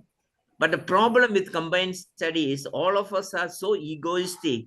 We want to make the other boy, you don't know that, you don't know this. No, instead of that, suppose you have friends who don't want to belittle yours, others, then it will be very useful. I'll give one answer, you give one answer, you give one answer, you could not do. So together you get it. And then I liked what he said. I think he has taken from me that thing. Teach the mother, poor mother. That is the only soul in the world who will wait for you the whole night. Teach the mother, even if it's physics, she doesn't understand nuts out of it. But try to teach her. And this is something that I use. Whenever I go for any big major talk, I give my talk, first draft, I talk to my girls who actually don't understand anything. Because they are so blank, I try to give examples. Examples come because I want to make them understand. In the process, I am sure about the topic. So what is important in the examination is how much can you reproduce. So that is the thing. Thank you, Newton. You have done a wonderful job. Thank you, sir. For your expert comment. Now, hand over mic to Shilpa for further proceeding. Preeti ma'am, can you take question and answers? Okay, so we take a few questions. Yes. Atul, I think the first question was, we'll take 3 Only questions. 3 questions. Only 3 questions. The others I'll remember as per Dr. Nair's. The rest of the questions we'll answer in the group, because I've already told everyone to put their answers in the group, the questions in the group. So, anger, is it always unhealthy? How can anger be healthy? Healthy anger is something which is justifiable, number 1, which is time, place, and person appropriate and not disproportionate to the trigger that anger is being caused because of. So if I'm angry at someone, let me be assertive and not aggressive, and that's a good way of showing that you are not approving whatever the other person's behavior is. Can you give a quick example of a healthy anger situation with don't, words? Yeah, if you don't come to Nasik, my home, when you come for the ADOLESCENT, I'll be healthily angry. But I will be unhealthily angry if I come to Bangalore and you don't even bother to invite me. I think the audience got the point. Now, the REBT, what are the contraindications, and how will you really pick up a patient who's good for REBT? I have been applying that on myself on daily basis, number 1. Second thing is I have been applying it on my family members, number 2. And almost all the clients above the age of maybe 8 or 9 years are manageable, except those on psychiatric drugs, those who are needing ECT, those who are having suicidal ideations or attempts, okay? And the last one is stage 3 drug abuse and above. And many of the psychiatric or psychotic illnesses cannot be managed with REBT. They need what is called a psychotherapy and drug therapy and ECT. So there are limitations. Because they need to have insight. Yeah, they need If to you have want to insight. use CBT or IBT, the person has to have insight. And And psychosis patients don't have insight. some mental deficit or subnormality, people with low IQ cannot be tackled with this particular therapeutic process. So these are the limitations. What's the difference between CBT and REBT? CBT and REBT, the difference is like green tea and red tea and black tea. All are teas, okay? But the variation, this is the modern version, but REBT is practiced by very few people in the country. And I learned it myself because I saw the list of questions. And, I think our chairperson AHA was asking about it, how to learn about REBT. So yes. I got the teacher from Mumbai. She is at Galagali Hospital, Dr. Varkha, and then she taught me over 10 days period, 2 contact programs, like the one we had at Thiruvananthapuram, and with our homework assignment and all that. Then she recommended some books for me to, and my first presentation was at PGDAP training program at Trivandrum, and that was almost for 2.5 hours, if sir remembers. Yeah. When I lost my laptop and all that. Yeah. So that was my first program, and then after that I have been applying. I have been reading material and articles, and there is an entire website of the new Albert Ellis Institute. So we'll be thankful if you share the details of the course that you did and also the books and also the website on the WhatsApp group. So that will be beneficial for everybody. I promise, I'll try. Yeah. I have one comment for Yes, Atul. I have one comment. Yes, sir. I think inadvertently when you said and compared the different type of therapy, the behaviorism, the learning and all that, it appeared there's some negativity against in that one. May not it appeared. I only said it appeared, but you need to clarify that you are not against any of those. It is just that one is addressing one issue, the other one is addressing the other issue, whereas CBT and REBT is addressing the core issue. That's a basic difference. This is addressing the core issue, but to address the core issue, you need to be much more trained compared to a behaviorism or learning theory. That's all. It's a multimodal approach, sir. It combines all the therapies. I said in the first slide that all the theories of the psychology have so far been combined effectively, and it has been changed. The name has been changed over years. Initially, it was called as RT, that is rational therapy. Then it became RET, that is rational emotive therapy. And then ultimately, Ellis felt that it ultimately reflects on your behavior. This is the major consequence. So he added that word B. So from RT to REBT, it took almost 30 years for Albert Ellis himself to change the nomenclature. Over the period, it has been modified. There are some good books where there are cases based and actual interviews of the patients where the patient was delivered this particular REBT by the therapist. And I have got the list of all the books. Most of them are available on Amazon. So you can definitely read during your travel time or whatever. Okay, the last question, do you rule out a personality disorder before taking the patient for REBT? You can do that. You can do that looking at 2 things. Number 1 is the goal that the client carries. Number 2, the efforts and actually the excuses that the client is trying to give.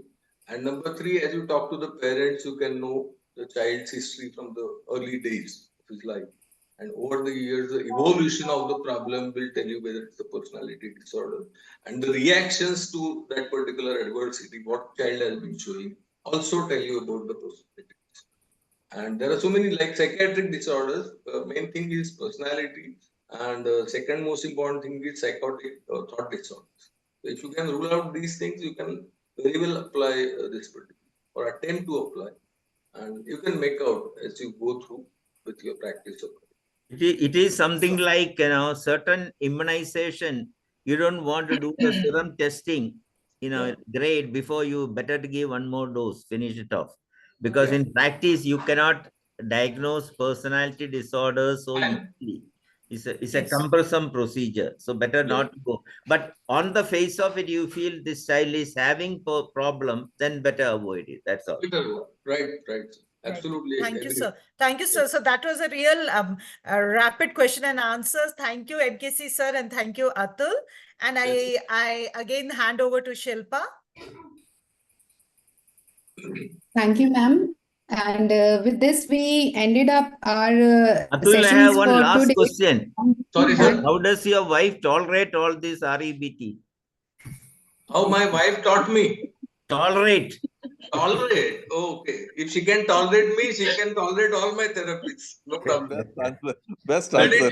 Let it be emotional, let it be thought process, let it be behavioral. Okay. But if she can tolerate my behavior, she can tolerate anything. That is promise. Now that she is not in Nasik, I can say it loudly. Okay. Go ahead. It was only for fun. Yeah. Yeah, of course. Before ending, I would like to request Dr. Kavita Menghani ma'am to for the vote of thanks. Yes, sir. Thank you Shilpa, thank you. सबसे पहले तो आज गुरु पूर्णिमा पर सभी गुरुओं को मेरा शत नमन। आई थिंक इससे सुंदर गुरु पूर्णिमा का सेलिब्रेशन हो ही नहीं सकता था कि हम साक्षात गुरुओं से डायरेक्टली सीख रहे हैं आज गुरु पूर्णिमा पर। And whatever we are today is because of all the gurus. आज जो भी हमने सीखा है तो मेरा सबको बहुत बहुत बहुत नमन। दाके सर, आपको भी बहुत सारा नमन, आपसे बहुत सारा सीखा है हमने, सभी गुरुओं का नमन। And now proceeding further, at the successful completion of one more insightful session of our series, I would like to extend my heartfelt gratitude to everyone who made this event possible. And I think today Dr. Srinivasan sir is here with us. So may I request Dr. Srinivasan sir to say a few words of wisdom? Yes, I am one of the beneficiaries of your kindness, that I have been learning so much of adolescence. Of course, So we are blessed to have you here, sir. During my days, getting into specialty was not this thing, and I was interested in cardiology and other areas. But now, of course, now with the benefactors who are helping me to attend all these meetings, so I am learning so much from you people. Thank you so much. Thank you, only sir. thing. Sir, I will answer that. Sir, I will answer that. No, I had taken that modules to schools in Pondicherry, various schools, and we conducted the workshop. That is the only quality, which makes me feel that I am with you all. Thank you. Yeah, and MKC Nair, I was going to say, intellectual people like you take cardiology, neurology, and all. Simple pediatrician like us take more behavior and all. I know how simple you are. Thank you. Thank you, sir. Thank you for your words of wisdom. I think Dr. Shalini Basin madam is also here, I suppose. Yes, Dr. I'm Shalini here. ma'am, Yes, please, yes. ma'am, say a few words how the program is going on. Programs are going on wonderfully, and I'd like to emphasize what Dr. MKC sir said, that teaching is a very good method, and personally in schools, like I have personally witnessed that subjects I was teaching, the poor people who couldn't afford, whose parents were uneducated, or who couldn't afford tuitions. When I taught those particular subjects like physics and all to those students, that was the subject which was closest to me, easiest to come. And even when I was teaching my own children those subjects, it just came back very fast. So teaching is a very good method of learning. Thank you. That is true. That is true. Thank you, ma'am. Thank you. Thank you. Our CG President, Dr. Kiran Makija sir, is also here, I think. Makija sir, may we have few words from you? Dr. Kiran Makija sir, please unmute yourself.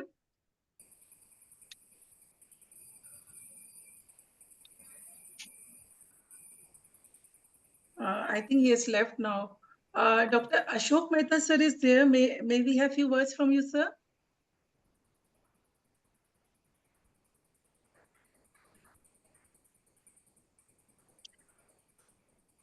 Dr. Ashok Mehta sir? Ma'am, sir has left. Left. Dr. AP Sawant sir? Ma'am, Ashok Mehta sir left the meeting. Dr. AP Sawant sir? May I request Dr. AP Sawant sir? He is there. Kanikar, the series is going very well. And I am really glad to see MKC sir always, all the times. And he is putting so much of inputs in this series. I am really, it's amazing, sir. And behind that, Dr. Preeti Galgali's support is always with us all the times. So thank you, ma'am. Both the lectures today are wonderful. Dr. Atul is always good, and always he tried to simplify the difficult things, but it is again very difficult to understand all the things. Sir has said very well for Scholastic's performance. Very good points he addressed. And we all are agreed that if we'll see all those things, then definitely the Scholastic performance will be increased for the students. Thank you, sir, for telling us so many tips. Thank you, sir. Naman to Dr. Dapke, sir. Dapke, sir, is always with us. Okay, Kavita, congratulations. Thank you, sir. Thank you. Thank you. I think Dr. Rashmi Dwivedi from Bhopal is also here today with us. May I request, ma'am, to please say a few words?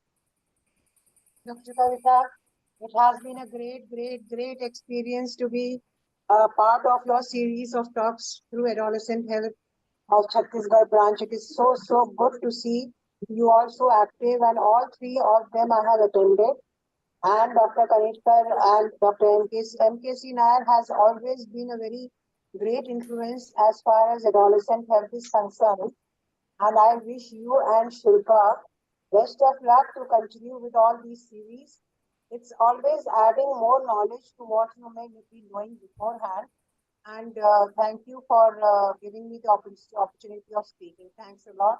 Happy Guru Purnima to all of you. Thank you, ma'am. Thank you for your kind words. Thank you, ma'am. The kind of overwhelming responses we are getting after every session, actually, by personal calls and personal messages, that's really heartwarming. And speakers who are the lifeline of this program. Respected Dr. Atul Kanikar sir and Dr. Newton Luiz sir, kindly accept my heartfelt gratitude for your wonderful deliberation, sir. And it was really wonderful, sir. Atul sir, what you were telling about the sleep time, I remember the topper of my class. She was topper of my class, and she kept on studying throughout day and night. And on the day of PG exam, she could not perform. So that is definitely very important. Sleep time is really important. So I thanks from the bottom of my heart to all the speakers of this session. And I extend my gratitude to respected Dr. Geeta Patil Madam, Dr. MKC Nair sir, and Dr. Preeti Galgali Madam, who guide me to make this event possible, and especially Dr. MKC sir's presence today is like the flavor of elaichi and adrak in our session. So thank you, sir. You made it favorable. You made it so flavored. Thank you, sir. Thanks a lot to Dr. Tanu Badra, sir. And your presence means a lot to us, sir. My sincere thanks to our chairpersons, Dr. Amar Singh Thakur, sir, and Dr. Ashwini Agarwal, sir, for the smooth conduction of the entire program. I extend my sincere thanks to the National President and his team of IAP, National President and her team of Central AHA and CGIAP team. I extend on or off the dais. I extend my gratitude to all of them for always motivating us and giving their support to us. Thanks a lot to all doing your so much of interest, which makes these sessions really enriching. I'm really thankful for giving your time on Sunday evenings. That's really precious for us. The kind of audience we get, that is really appreciable. I especially acknowledge my team of CGHA for their hard work and meticulous planning and bringing this webinar series a success. Shilpa, you are doing a good work. You are always shoulder to shoulder with me. Thank you for all your help. Last but not least, special thanks to our technical team, Zuventus, Yogesh Joshi and your team. You have always been with us for smooth conduction of the entire program, although you are always behind the curtain, but thank you very much. So I would request everyone to support Zuventus also. We look forward to seeing you all at our next session, continuing our journey in our adolescent counseling in office practice basics and beyond. Thank you everyone on or off the dais. Thank you. Thanks a lot. And happy Guru Purnima. Happy Thank Sunday you. evening. Thank you. Good night, all of Thank you and bye-bye. Thanks for all the mentors and Guru Purnima Day again. My Thank wishes you, and Dr. greetings. Sir. Thank you. Arun Dr. Sir, good Sir, evening. Geeta madam, Preeti madam, special thanks. ये अदरक वाला flavour देने के लिए. But we expect कि आप हर session में आ रहे हैं सर. आपके सर बहुत बहुत बहुत शुक्रिया सर.